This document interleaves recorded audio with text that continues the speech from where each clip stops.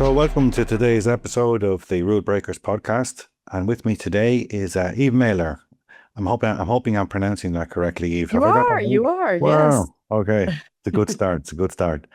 I think we first met possibly in the hallowed halls of Oxford University at an XML summer school way, many years ago. I suspect Um, so. Those are really, really good times. I hear it's still going on. I seem to remember you turned up one evening with a foldable keyboard, Oh piano my keyboard. gosh. Did I? Is that right? I don't I even think remember so. that. Yeah. I think so. I think so. That was before I started really getting into music myself, but it's become something of an addiction of mine since those days. Uh, Very nice. do you still Music play? feeds the soul. Yeah. You still play? I got the keyboard there. Wow. I've been in a series of bands. I don't really play much. My husband and I have a lot of karaoke parties. Okay. And so that kind of scratches the itch. But there was actually, I do digital identity these days. And for Right. several years running, there was an identity band made up of Okay. identity geeks called ZZ Auth and the Love Tokens. CZ off and the love tokens. I love it. I love it. They're very inside Uh, baseball. Well, I'm sure we as we chat here, I'm sure we will get to talk about identity and SAML and all of the, because you're one of the founding voices in that whole space and have been for quite some time, I know. But if it's okay, I was thinking we'd jump into the time machine and go even further back in your past. I'm Um, ready. am I right in saying that your first introduction to angle brackets and all things angle brackets was related to do time that you spent with SGML and with Yeah. Arbortext? Is that where it started? Yes, SGML. So actually, my first exposure to SGML was, I think, possibly before it was even fully standardized. And I was at Digital Equipment Corporation. And we had a research organization that was actually in Dublin that was working on building a parser for SGML. And I was in technical documentation. And formatted our documents in various ways. And the most recently, before I got introduced to SGML, we used TROF. And having learned about SGML, I'm like, well, I have the opportunity to design a TROF package, and I'm going to make it as SGML-like as possible. So not really tagging, but all the dot commands with starts and ends as much as possible. And it stood us in good stead when we actually did transition to Right, right, SGML and DocBook ultimately. Yeah. right, So that right. was in the late 80s, Late mid to 80s, late yeah, 80s. yeah. So I was in Trinity College Dublin from 83, I think, to 87. And one of the professors in the university was Dr. David Abramson. And I distinctly remember Dr. David Abramson telling us about SGML when it was a DIS, a draft international standard. So that would have Yes. been that would have been prior to 1987 anyway. Yeah. And I believe, in fact, he was actually doing some work for Digital Equipment Corporation. So he may even have worked on that parser. I have to believe possibly. I mentioned to you earlier my colleague that I was working with across the pond, Aidan Mm, Killian, who I recently got in touch with. He was the one building the parser that I was trying to right, use at the time. So that right, late 80s period was very fertile for right. really understanding all the stuff and working through Indeed, it. yeah. I do remember that the online help system, that the Digital Equipment Corporation machine that we had in university was a DEC VAX 11780. I remember it with the green That sounds screen. about right. But I can't remember what was used for the online help system. It had some sort of markup system that was a bit reminiscent of TROF, I think, anyway, and that there were dot commands, I think. Yeah, online help, I don't know. I was involved in what was called VAX VMS layered products originally, which meant the compilers, all the language Right. compilers. So I was like the editor, not the writer, but the editor on the, VAX Pascal installation guide, for Right, example. right, right. Things like that, just, Yeah, yeah. really out there. And ultimately, I moved to the Ultrix group because I thought Unix was the future Mm. and man pages were nice and modular. And that was when I started to be given some flexibility, some empowerment to work on doc tools, what I thought of as doc tools. Right. And that's when I really, in earnest, started working on things like my first SGML DTD. I designed Right. this TROF package that we used and had a, willing group of folks who wanted to kind of innovate in these weird ways with me. And did that material, what was Dex interested in that from an online help perspective or also from the perspective of actual good old-fashioned paper books? It was paper books. I don't recall that we were so much in the kind of electronic expression of documentation or help.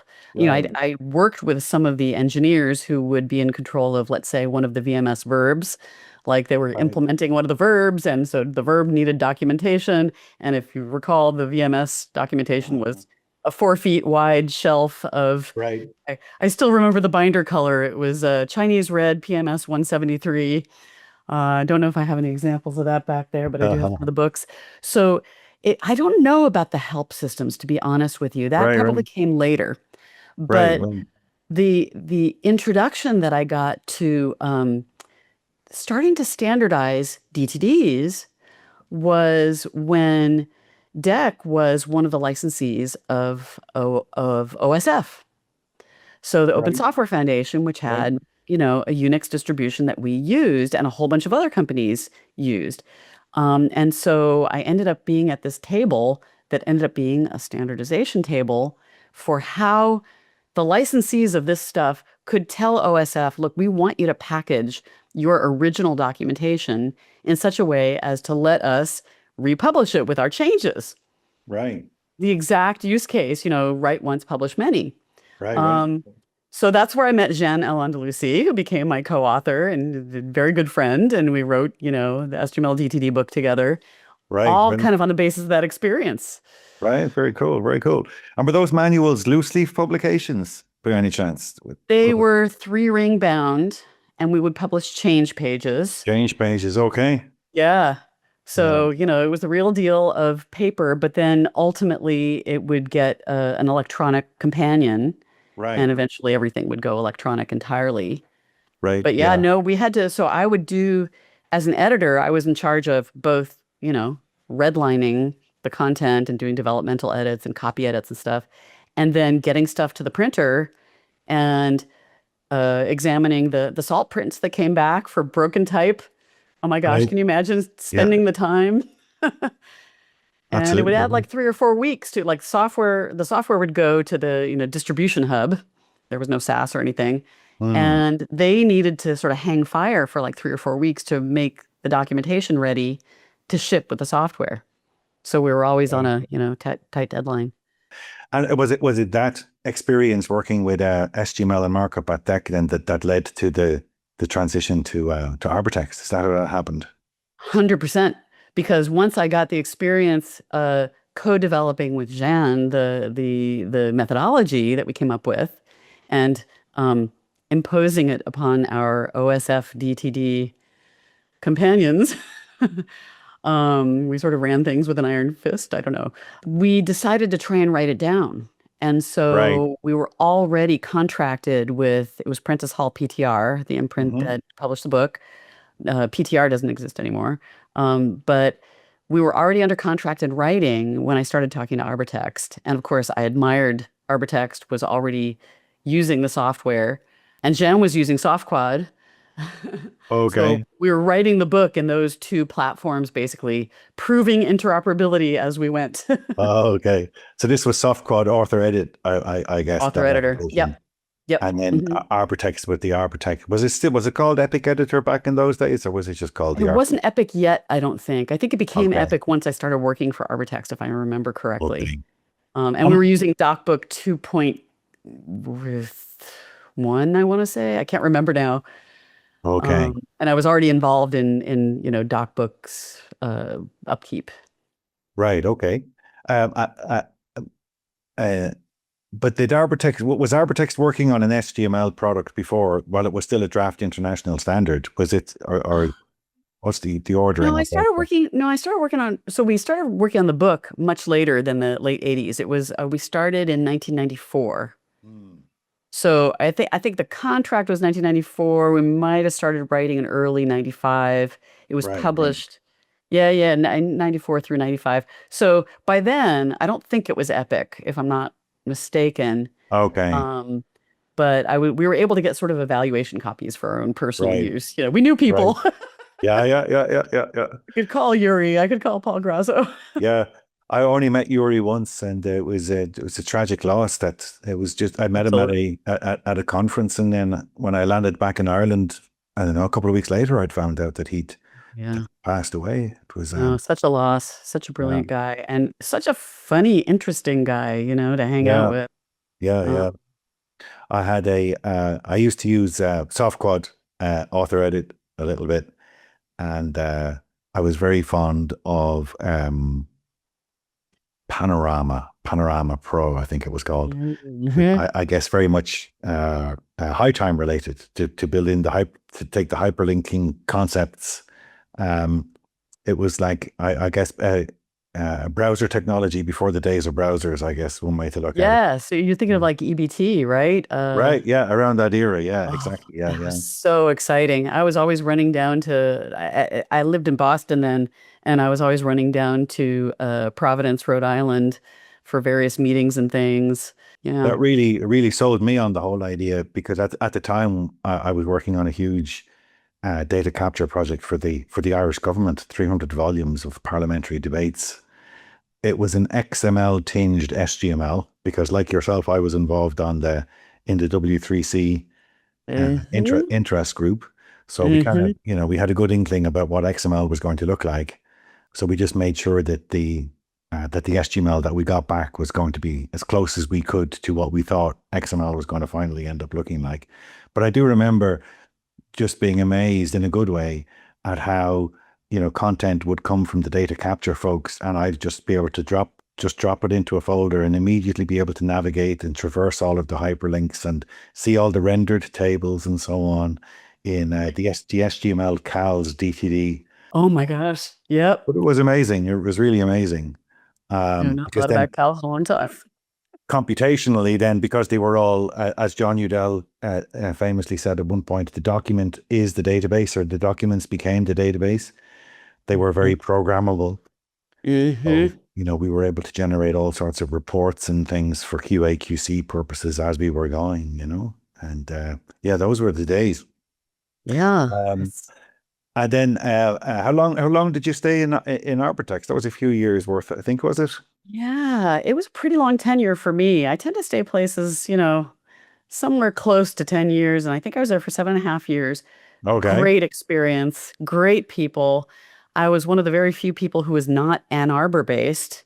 They allowed me, I had special dispensation to stay in Boston, and 1 out of every 4 weeks I would travel Okay. to Ann Arbor and spend a lot of time there. There were some pickup bands along the way, Okay. and we had a particular affinity for going out and playing billiards. Okay. So there was a lot of work and there was also some play, Okay. and there was the big deal for me, kind of persuading them to be the first to ship XML compliant functionality. Because at first they were not crazy about the XML idea, actually. Okay. Right. It seemed threatening, which I get. Um, but I was really happy with the XML implementation that it came out Right. with. I was Right. really proud of that. And I think it made a big impact. And how did you end up getting involved with them? What was your entry into that whole XML initiative at the W3C? How did that come about?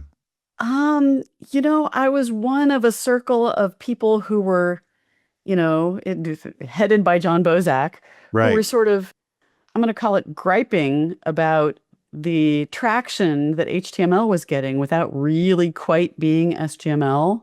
Ah, There was Marie Maloney's book about SGML on the web, and we're like, right. SGML should be on the web. Well, there I see over there that it's kind of going on the web, but without us. And Right. it's Right. Right. missing some of the things that will make it scale. Right. So John spent some time calling those of us that, he thought could be trusted with the idea of contributing to what I've always thought of as, like, you take all the parts of SGML that don't look like XML and carve them away, it's like sort of, Right. how do you Right. carve an elephant? Yeah. Yeah. Um, so he just had a sort of a bee in his bonnet, and he wanted to see this thing through, and we Yeah. joined him on that venture, and he found W3C to be like the right place to seat it, but it was Right, right, we were the first to do a thing, and it we had some frictions around that were quite interesting, but ultimately right, they got smoothed out. right. And John, if memory serves, when I first met him, I think was still with Novell, I believe, using I a think so, yeah. DocBook for the documentation for Novell NetWare. Yeah. But it Okay. was kind of like a lot of the doc bookers who Yeah, were yeah. in touch, right? Right. Knowing of the benefits, and kind of could squint and see what we wanted. Yeah, Of yeah. course, with the interest group keeping an eye on us, there were Yeah. many, many debates. Indeed. No, indeed, indeed, indeed. I remember Wayne Wohler, was it from Uh, IBM? There was this great yeah. phrase, monastic SGML. Do you remember that phrase? Yes. Yes, Right. exactly. The sort of ascetic version of Yeah, SGML. right, right, right. That this notion that maybe there's a common denominator in all of our shared notions of what, you know, Yes. what is just enough SGML, Yes. Well, that was to where all get the the fights job came done. from because, Right, right, there were right. little margins where we disagreed, and it was Indeed, indeed, indeed. Yeah, yeah, yeah. But I remember with great fondness all of those debates on the SGML SIG, emailing list. It was great fun. Um, watching the kind of consensus, emerge over time. And I learned a whole bunch of things about SGML features that I personally don't use a lot by watching the debates of people saying, "Oh, it absolutely must have, such and right. such." I mean, there are subsequent debates that have happened in tech that probably replayed some of those. There's sort of design patterns like, Perl having different versions. And, as soon as you add a Right, feature, you can never take it away because now somebody's using it. So it was quite right, a bold thing to carve things out, but it was right. for a broader audience, right? And for a somewhat different purpose. So that's your best chance to refactor and curate and remove something. And I remember, long, long debates about things like white space, and handling that seemed to go on and on forever. Which I don't think we fully solved, right? Like I No, would no, say no. it's it's slowed down now, but it used to be once every 3 or 4 months I would get email to my XML girl email, from some person, some random person who is struggling to get something to parse in Yeah, XML and is sending me their query. And basically what I've taken to doing is like sort of here's the Stack Overflow article you should go look at. It's probably related to canonicalization and right. signatures and line ins. Yeah, And yeah, I yeah, can't yeah, really help yeah. you personally, but I hope this helps. Yeah, yeah, yeah, yeah, It's, yeah, yeah. it doesn't happen so much anymore, maybe once a year. Yeah, my own favorite bugbear was I got tripped up more than once very badly by inclusion exceptions. And Gosh. yeah, so I was glad to see that they didn't make it. But I suppose, but everyone I think came to that group with their own set of little success stories and then war stories. hmm And Yeah. then the contingent that was like, why aren't you just using Lisp? Yes. Yeah. Yeah. Yeah. Yeah. Absolutely. Yeah. And we have a variant on that Expressions for today, the of course. win. And that still rages to some degree, doesn't it? You still have the folks who are of the opinion that you can write it all in JSON anyway, and Oh gosh. Yeah, the JSON topic. Yeah, and I admire JSON so much. Mm. And I admire Douglas Crockford for going there and doing the thing that needed to be done to make to dissolve some of those frictions that Right. legitimately exist. The Yeah. Yeah. typing system isn't the same. It wasn't built into browsers in the way it needed to be. And JSON serves a somewhat different purpose that's more tuned. Right. So I met Yeah. him once in a conference. I don't tell the story here. It seems appropriate. And I went up to him. This is like pretty early on. It was like GlueCon or one of those early API conferences. Uh-huh. And I was like, look, even though I'm XML girl, look, I really love what you did with JSON. The second that I said XML, he's like, don't get me started about Yeah. XML. It was sort of delicious. Yeah. Well, yeah. Yeah. I know I would probably a small part of the blame because one of the things I did in the early days was showed that you could essentially take CSV and do an XML representation of CSV. I called it RACs, I think, record oriented Wow. XML, anyway, something like that. But I remember anyway, it ended up on XML.com, as here's another great thing that you can do with XML. In hindsight, of course, it's a dreadfully bad idea because there's just no reason to waste that amount of space when it's strongly typed, Yes. data like that. Uh, That's funny though. so I mean, XML, JSON wins hands down with that kind of stuff. Well, and there But was a period of time once the Internet of Things Mm. world kind of got going, like we went from sort of M to M to IoT, and JSON started to be considered a gaseous format, way too voluminous, Right, right. and needed to look at other things, which might have made my old telco friends happy with ASN1 looking favorable all of a sudden. Yeah, yeah, yeah, yeah.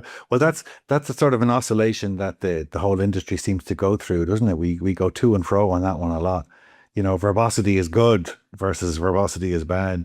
Mhm. We're having another round of it now in the JSON world. I've seen there's a variant on the JSON concept now, I think, that's optimized for LLM token counting purposes. Oh, Um, interesting. Not so surprising. not Interesting. surprising. Yeah, yeah. Yeah. Huh. Um, but then at some point, then yeah, were you still at Arbortext when you started to develop an interest in all things identity? Or was that No, later on? actually, I had moved to Sun Microsystems by then, Okay. and I joined their then existing XML Technology Center, which was housed under the CTO, and we were given pretty free rein to kind of figure out what needs to happen next. So there was a lot of standards activity with the early kind of web services Right. things. Um, and so uh, I was kind of the security know nothing when an effort that was tagged as security services technical committee was sort of being mooted. Um, and they knew that it would have to be in the XML format because there was kind of nothing else. Right. So what we now think of as plain old XML was not yet plain old XML. It was, maybe we should use XML to communicate between machines as um, as Michael Spurgeon McQueen mooted from stage at some early SGML conferences. I remember his closing keynote was all about, well, maybe machines will talk to machines using SGML. And Right. Right. ultimately, they did with XML. Indeed. Right. Indeed. Indeed. Indeed. Absolutely. Yeah. Yeah. So, yeah. So that whole identity thing, that would have been around the time of Java J2EE, was it? And the Yes. Yes. And I was doing a lot of, like, I spoke at a couple of Java conferences on Sun's behalf about the growing web services tech stack and the standard stack and protocol stack. Um, and in fact, I was recalling you were talking about XML.com, and we had all those cool publications back in the day. Do you remember the Xavier McLipps gossip column? Yo. Okay, so I don't know if it was maybe Tim Bray wrote it. I don't know who wrote it, but it Okay. was kind of like the Whispers gossip column, and it was written by supposedly Xavier McLipps, which Okay. was meant to be, it's a pseudonym. And I was tempted in the web services era to start a column that was written by Winona Smith Starr for WS Star that was going to be Okay. all the gossip about, who was goring whose oxen and, what was going on behind the standard scene. Because the Yo. web services area there was an awful lot going on. A lot of it was Sure. done by Microsoft behind closed doors, but it was Right. started to come onto the kind of open standard scene. And it was a big part of my life. Right. Right. Right. I remember some of the acronyms are coming back to me now. Um, SOAP, WSDL, and UDDI. Wasn't that those were the three Yes, musketeers? EBXML. UDDI was part of EBXML and RegRep. Remember all that? Not to Yeah. Yeah. mention Yeah. UBL. Yeah. Yeah. Yeah. Yeah. Yeah. So you ended up thinking about security and as a consequence, identity related things as a result Yeah. of that work. Yeah, identity was a word that was sort of in the background of those early security markup language conversations, Right. but it came to the fore, I would say more around the early 2000s, mid 2000s. Like we started the SAML group, the Right. Security Services Technical Committee, we started forming it in late 2000, and the first meeting of the group was January 15th, 2001, on the Sun campus in Burlington, Massachusetts, and I was the host. And that's where they decided to make me kind of the first official chair because um, I didn't know too much, and I was sort of neutral with respect to some of the potentially warring parties. Right, right. But I guess it's one of those subjects that can get very abstract very fast, isn't it? The whole business of identity and what it means to be an identity in the first place. I Um, don't think there's too many good definitions of even the no, word identity out there.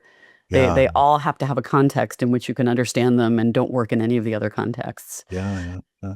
Well, even though the soap stuff, I think it's fair to say, is kind of old enough these days. I still come across it on a regular basis. I still find there's soap is out there still, and as is Surprise. Wisdom. Not so much UDDI, but I A do few come things. across. Yeah, anything that's been like I would say successfully deployed at scale, it will exist. Yeah, It'll be yeah. there with the cockroaches at the end of time, you know? Right, right, right. Because there was a lot of Java J2EE stuff deployed, and it has disappeared in the sense that it's now under the plumbing, but it's, under the floorboards, but it's still there. Yeah. Just like there's a Um, lot of AS400s still running, a lot of keeping AS400 some stuff. banks alive. Yeah, lots of COBOL. Yeah, no, Yep, for absolutely. the same Absolutely. reason. So I'm guessing as a consequence of all of that foundational stuff that you did in SAML, that somehow was the segue into OAuth eventually when the OAuth thing kicked off.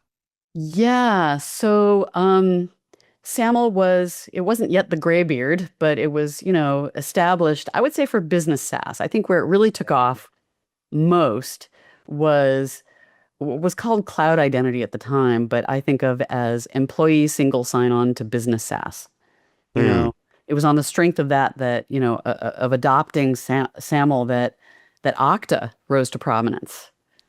Um, so, single sign-on as applied to SaaS was a really powerful motivator. And nowadays we'd say, well, that was for workforce identity as opposed to consumer identity, although SAML had some Okay. inroads there as well. It wasn't, only meant for one.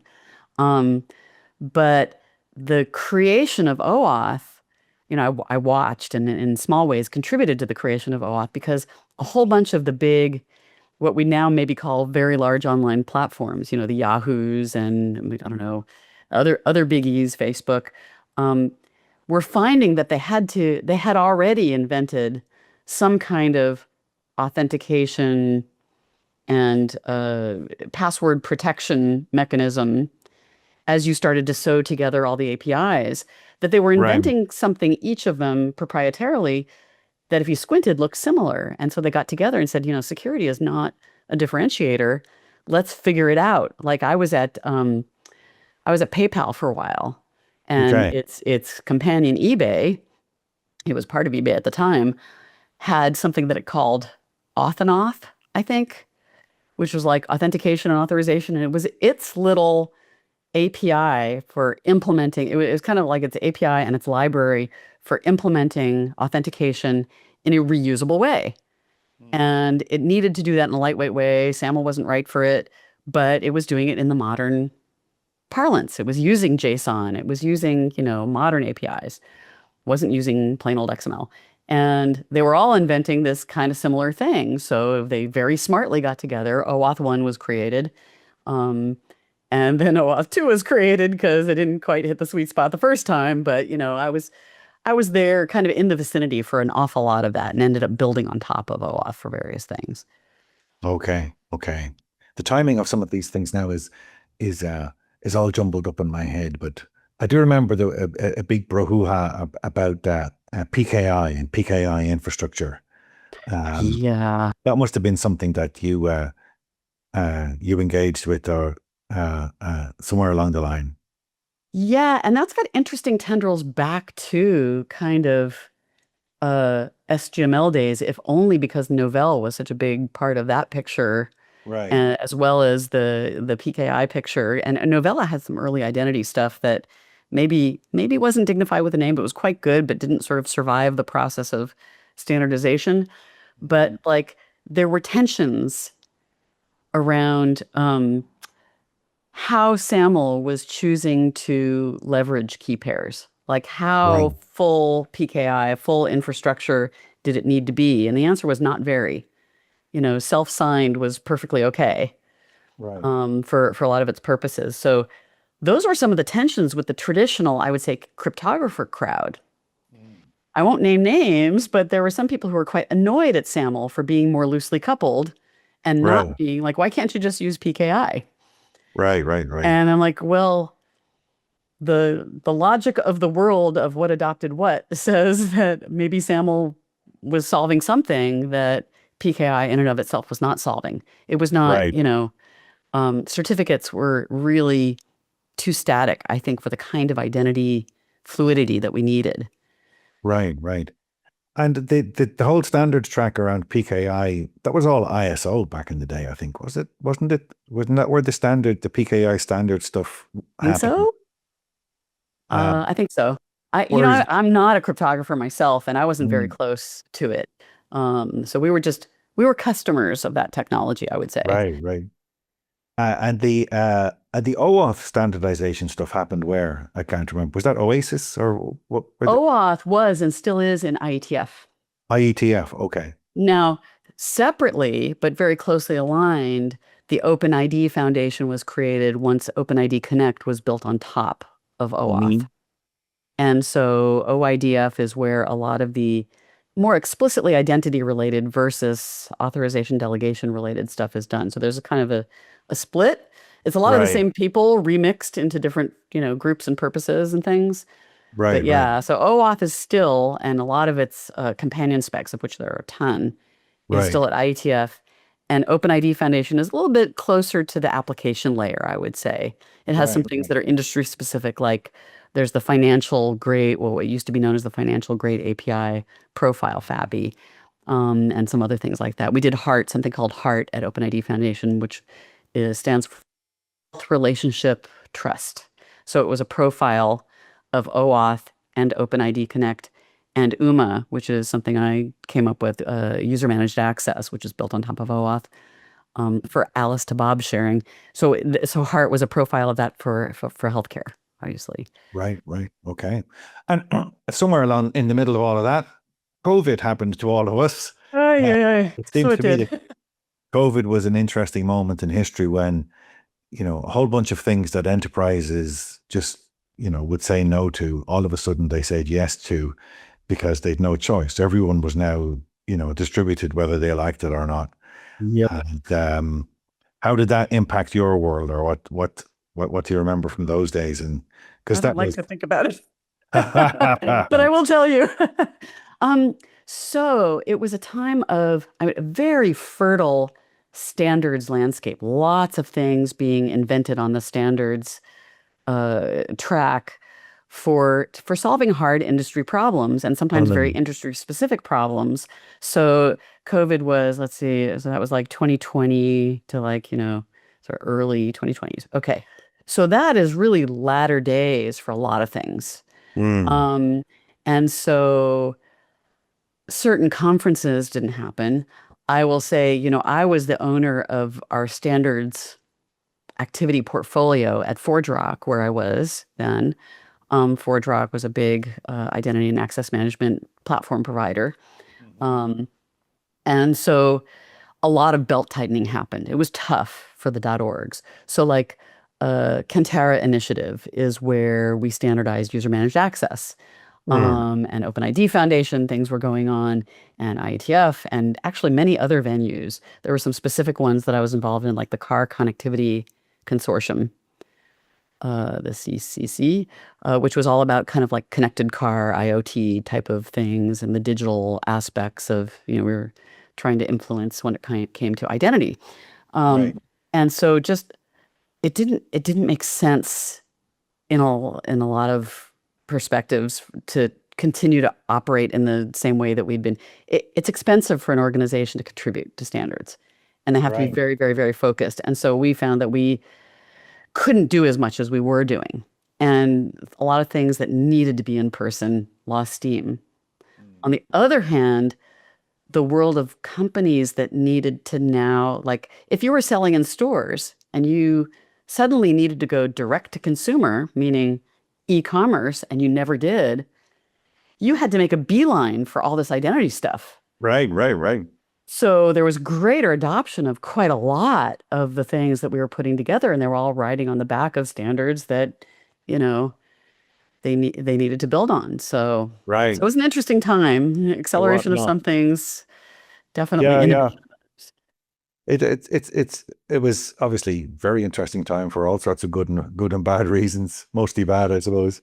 But I do remember that um, some of the world that we live in Propylon would involve things like, say, parliaments and legislatures, Mm, who for 100 plus years, if you're going to do something, literally everyone gets into the same room, you know, the sergeant at arms stands outside to make sure that you're not disturbed, and various ceremonial things happen, and ink is put to a piece of paper, and thus promulgated, that, and that was a time honored way of doing things. And then COVID happened, and it wasn't possible to get everyone together, you know, to to do the previous ceremonial type stuff to do with making laws. And that was a mhm. moment in time where um, the world had to think on its feet very fast, because obviously you couldn't, the requirement to do that stuff couldn't stop. Yes. And even think we were talking about, PKI, but like literally wet signatures, they're Yeah, still required for a few things, but a lot of people have been able to eliminate that in favor of some sort of digital signing yeah, just because it was so painful. And then you start getting used to the cost savings of not having to fly around the exactly. world to Yeah, do a yeah, thing. yeah, yeah, yeah. Yeah. And I think kind of around that time, I think was, well, I remember when I sold, I sold a house that we had in Kansas when we moved back to Ireland. But I distinctly remember it feeling very odd as an Irish person at the time, selling a house without a physical signature, because I would just get these emails in and DocuSign, just bing, bing, bing, bing, and it was That's all it. done. Yeah. Uh, and then I noticed a definite uptick in that stuff, when COVID hit, because you just couldn't physically get into the same room anyway. And I think it caused a lurch towards that kind of digital signing that hasn't Mhm. gone back in the box. No, We no, it didn't hasn't. revert to the way things were before COVID. We're still Well, there. and I just saw a remark by Jenny Tennyson, one of our number from Mm. XML Summer School Days and doing great things now in data, talking about how with agentic patterns, um, the question of how much is happening in an automated fashion means that we've taken out valuable friction, and Right, friction is a regulator in the, operational sense, um, to bad things happening. right, And so we would really do in a world that's more digital, things they just happen really quickly right, before we even noticed it. right, And we have to figure out if we're letting fraud through, if we're letting, if things are happening the way we wanted them to. The whole human in the loop thing, right. kind of human in the loop is a little bit what I was trying to do along with the wonderful group that I was surrounded by working on user managed access on UMA. Because it was Right, all about, OAuth lets Alice get her app into an API. Uma lets Alice share her stuff with Bob, who may not be right, around when she's around. right, right, So it's right, figuring right. out a lot of the basics of stuff that we're needing to face now with this sort of agent acting on behalf of somebody. Well, it Absolutely. might be doing Yeah. things when I'm not around. I might be Right, right. sleeping. Yeah, yeah. I mean, some of the stuff that I've seen, I suppose, mostly around what is now called OpenClaw, previously known as CloudBot, previously known as something else. Um, but Yes. some of that stuff about the AI, being able to tick the little box that says I am not a robot, Mm. and uh, Yes. one scenario I heard about, I don't know if it's true or not, but it's hard to completely dismiss any stories you hear these days about AI. But it was something to do with an API to a room reservation system that wasn't working. So the AI took some text, connected to 11 labs to turn it into voice, and proceeded to call someone up and pretended to be Alice, right, or Bob, Uh-huh. and book the table in a restaurant. Um, Uh, so I mean, there's some really, really head hurting implications from it. I hear what you're saying about the friction. Not all friction is bad. Um, we've seen scenarios over the years where we'd automate a business process and we take it from, it used to take 4 hours. Now it takes 3 seconds. And there have been times when we've had to reintroduce delays when those delays were actually useful delays, yes. or, Yes. or in some cases, not necessarily useful, but we'd get pushback from removing it. And then we'd eventually find out that someone was taking advantage of that 4 hour delay. It was part of Yes. whatever business game was going on. So Yeah, just there adding is, a bit of asynchronicity, I think, is the magic. It doesn't have to be a long time, but yeah, getting distance, yeah, kind of mental distance is important.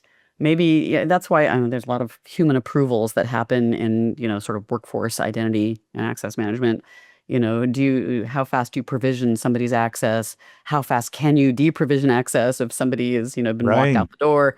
Um, so time to live strategies and then timing of approvals and experience of approvals it's kind of something that we need to get much more familiar with around the psychology of it.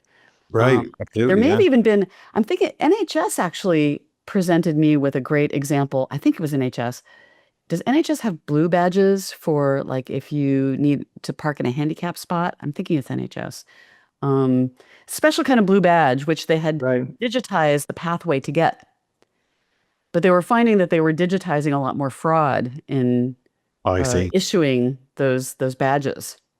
Right, And so they right, had to think about like, well, is there a reason why we were doing it this fast now, or can we do it right. as slow as before, only digitally and cheaper?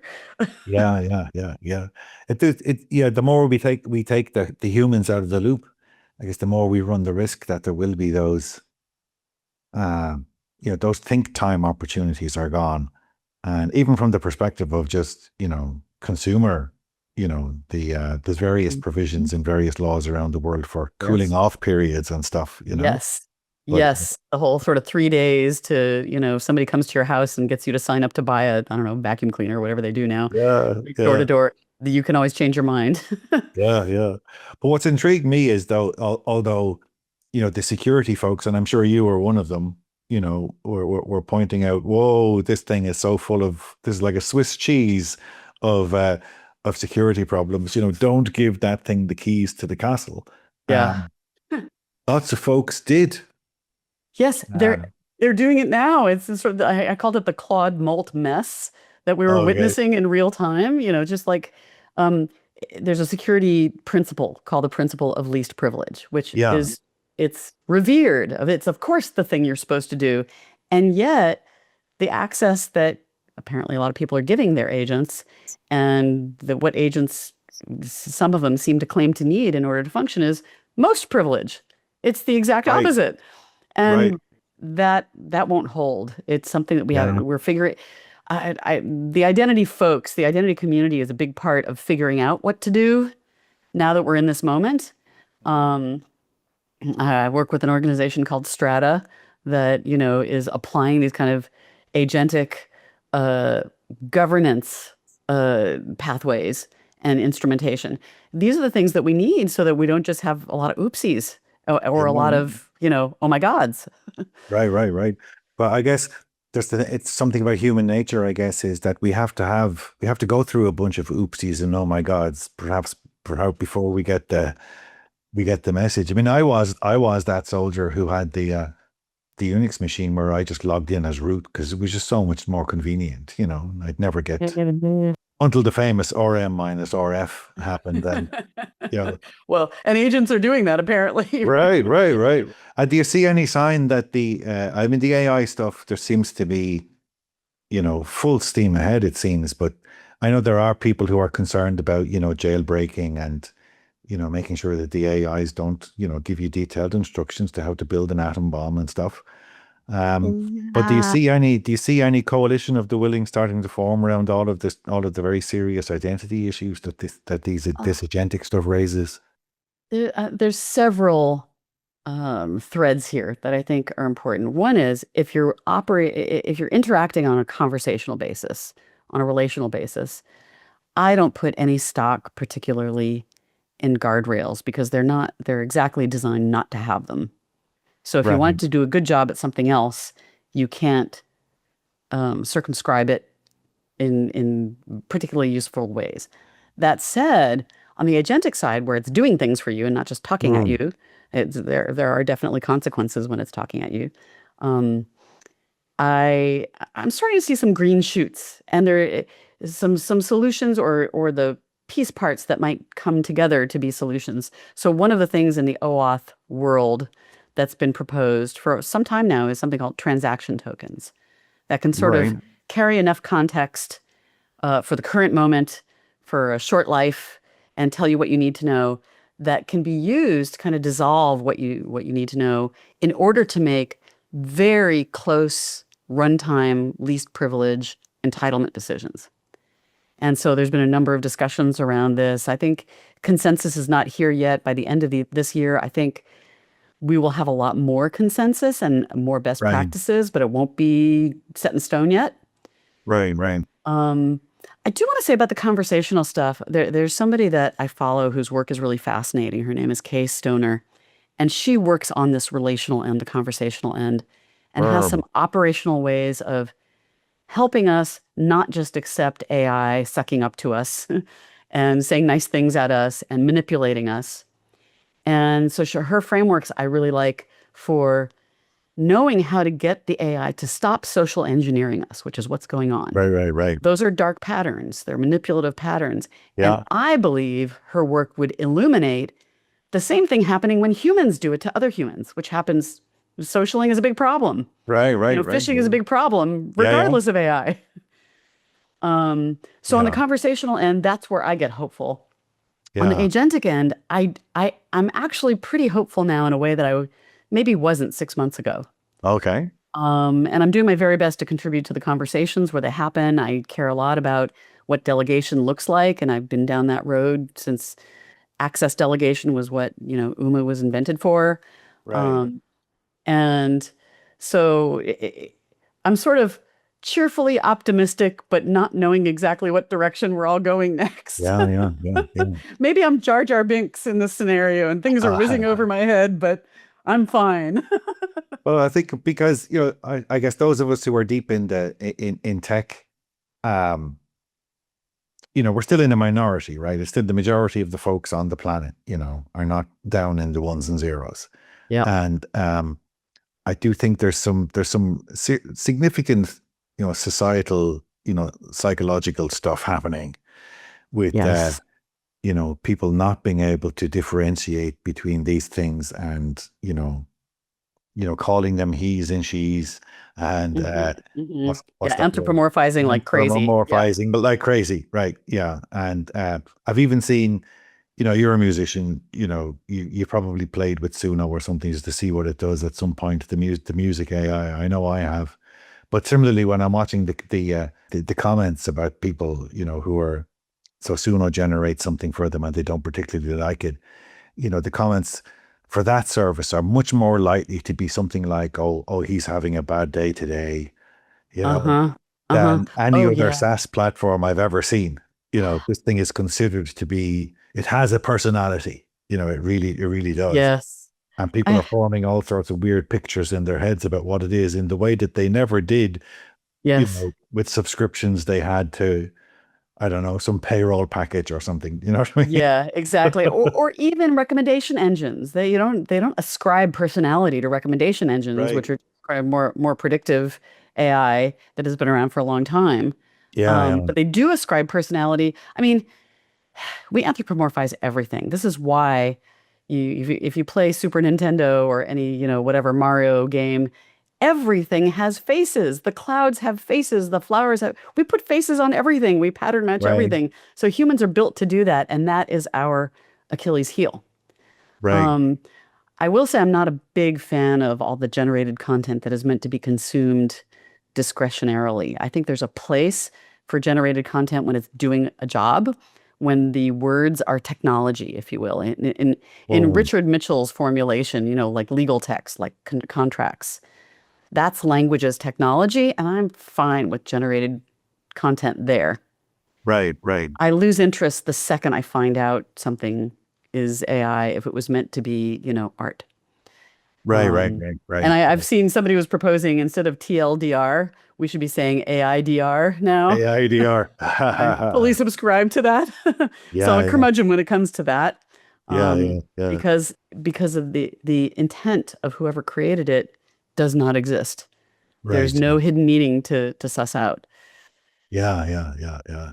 We live in interesting times with respect to that whole thing. I think we've it's the that old adage about teaching the child about that the radiator is hot, right? Yes. Arguably that message will not sink home until the day comes. Until they touch the radiator. Yeah, yeah. Yeah. I think we have a lot of touching of radiators to do. Oh, Uh, goodness.